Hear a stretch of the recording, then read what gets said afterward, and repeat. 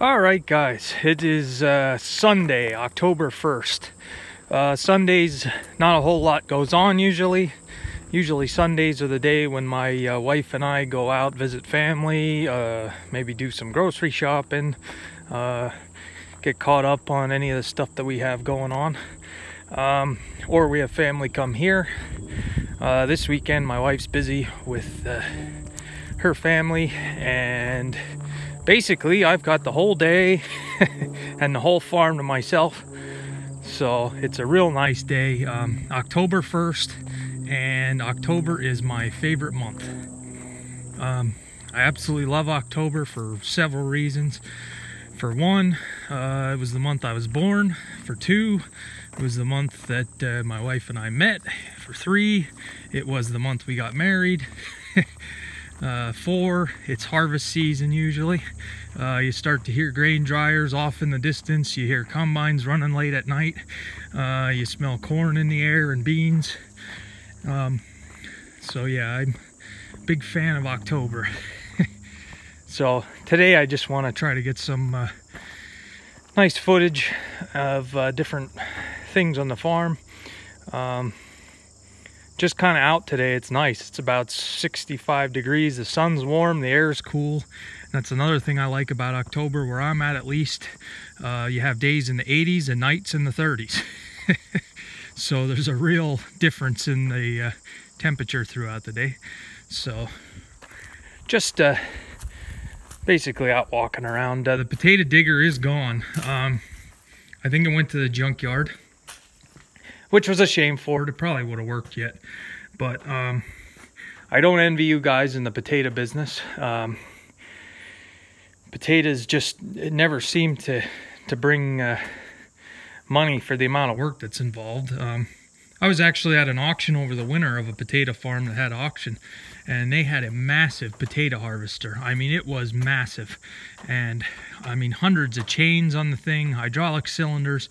I mean, it was a pretty state-of-the-art piece of equipment for its time, and they had 2 of them. And I expected them to bring some kind of money, and it was a no sale on both of them.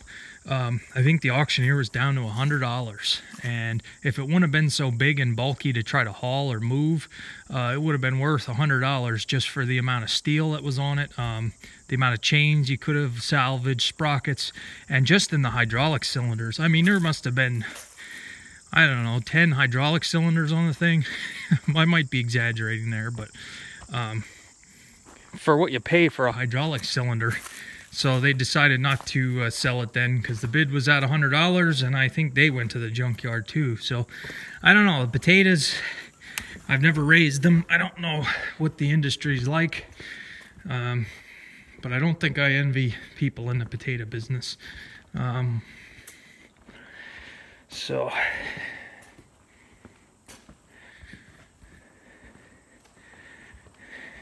you can see I have the 560 out. Had it out yesterday. That's probably going to be my next project, since I'm doing lights now and it's getting dark a lot sooner in the evening. I have the lights working on 3 of the 5 tractors I have now. All the lights work on the 685, all the lights work on the 986, and all the lights work on the Farmall Super C. I did a 12-volt conversion on this C shortly after it was restored, and it's dark back here, but I will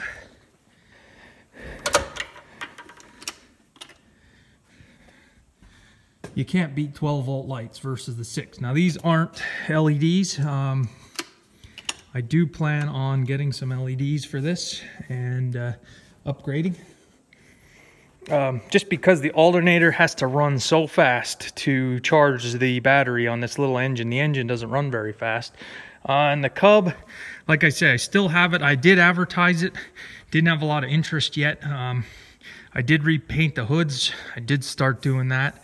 And I might, if I have it advertised as is with the hoods painted, but it's hard to sell something that you just started restoring. And this winter, if I get bored or if things get slow, I might get it prepped to paint it. If maybe we still can have some warm days into November, maybe after harvest is done. I can finish cleaning it up and painting it. Hoping to be able to sell it a little easier if it's nice and painted. But the hood turned out pretty nice. Like I said, I think it was the original paint. Nobody had repainted it before, and I was able to get it down just about to the bare metal and primed it, and that red paint turned out pretty nice and shiny. So the lights don't work yet. That's a bad switch. And that's why the lights don't work on the 560. It's the switch. So I'm gonna get some switches on hand, I guess, to get some of these lights working. But the 560, we have something to go on there. So you got these original Farmall lights that are on here. They don't work. I think it's the switch. Like I said, I'm gonna get a switch and we're gonna put these on instead. Yeah, it's not gonna look original. These are very nice. They turn out nice with the paint job. They're nice and shiny and smooth, and it is nice to see the lens. Nice big lights, and I don't know if these are original. The GE logo is on there. I don't know if that's what they used, General Electric lights back then. But we're gonna put these LEDs on, convert it over to the LEDs. So this should be a pretty easy wiring project. I just need to get a switch hooked up. These, I don't know, I got these in a 4-pack, again on Amazon. It was a 4-pack of LEDs, 28 bucks I think for the 4 of them. I need 3 for the 560, so I'll have 1 extra. I might get another 4-pack to complete it with the Farmall Super C. But I can show you quick how these work. Let me get over here. I have a test lead here. I can go right on the battery I have over here and show you how these work. Another good thing to have in your electrical connection is plenty of these test watt leads with the alligator clips. So I have a battery here, and let's see, we'll go to ground, and black is ground. See if I can't do this one-handed. Set it there. So it's always good to test them when you first get them to make sure they're not junk, but that's pretty bright. So definitely an upgrade from the old light bulb. So yeah, I got 4 of them for $28. I don't know the brand of these. Like I said, the other ones were Nylite. These are probably a Chinese special. But for $28 for 4 of them, it's not a bad price. It's a cheap way to upgrade your lighting. So maybe I'll start this project today. I don't know. I don't have a switch, so there's only so much I can do. And then there's a rear light on the back that I'll just probably put 1 back there for now. I don't anticipate using it much at night, but like I say, it's nice to, when it gets dark, throw a switch and have lights on your tractor. So yeah, we'll see where this takes us.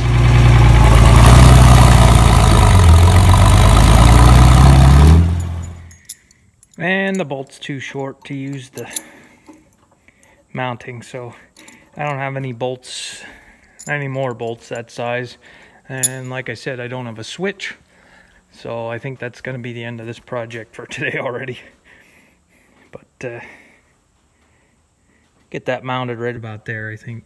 So there is electric here. We'll have to find out what's going to work and what won't when I get a switch. So I need to make a parts run, I guess, for some more bolts and a switch or 2.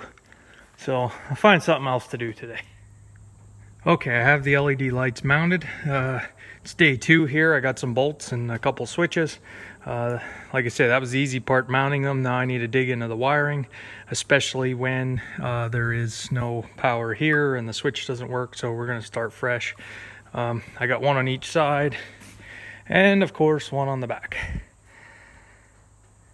So we got them mounted on, and I have to tell you, it seems like a sin to put these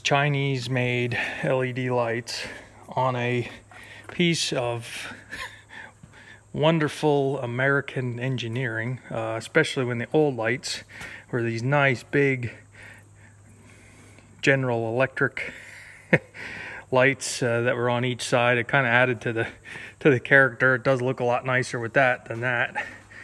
But I guess that's just the society we live in now. Everything is cheap, and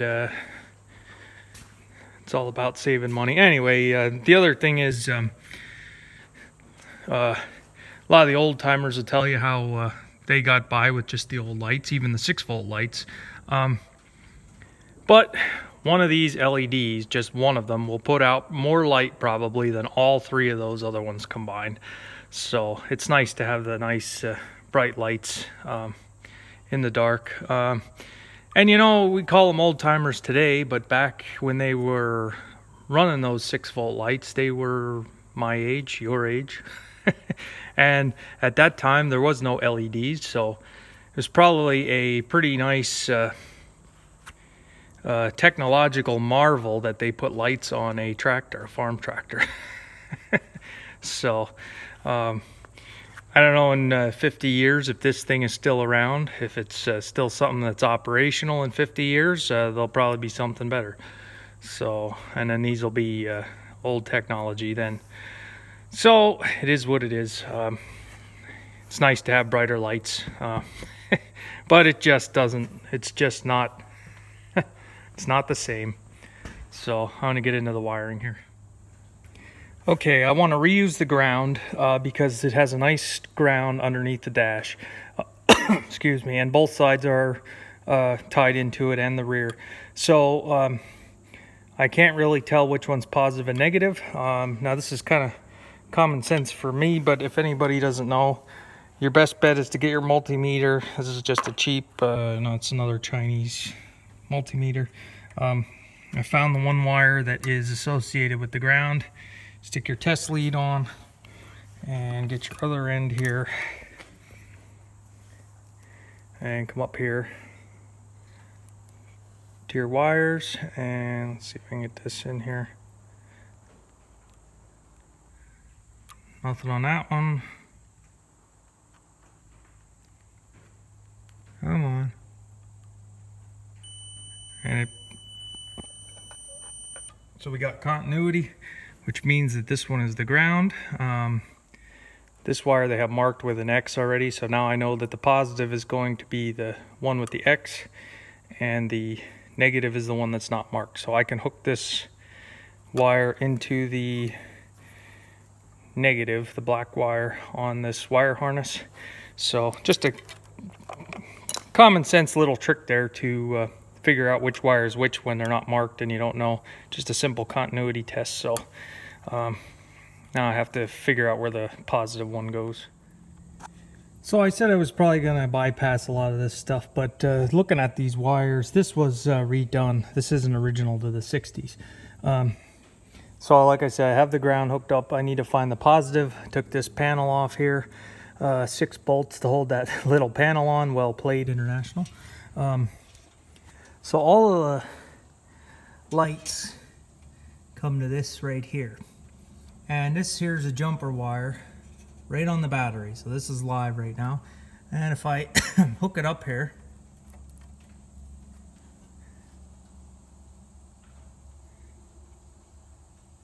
that's interesting. So I got to find out why that light is lighting when the switch isn't even on. So yeah, I'll have to figure that out. Okay, so the final clip here before I clean up my mess and close it all up. Basically, I just bypassed this switch because it's no good. It's a $30 switch, and this was a lot cheaper. And $30 is what I paid for 4 LEDs. So I left it on for the looks. So we just have a switch that lights up. This light works, to my surprise. I got an LED there. Got an LED on that side working. And we got the rear one working. So, fairly simple wiring job. It ain't the fanciest, but we'll if I ever do want to finish this restoration 100%, probably would invest in a wire harness, brand new wiring harness, because this has so many different things cobbled together throughout the years, and it'd be nice to just start fresh if that's something I decide I want to do in the future. But anyway, so now I just have the cub is the only one that the lights don't work on, and that should be a very simple fix. So I'm not going to put LEDs on the cub, but get the lights working anyway. So thanks for watching, and if anybody has any questions, comment below.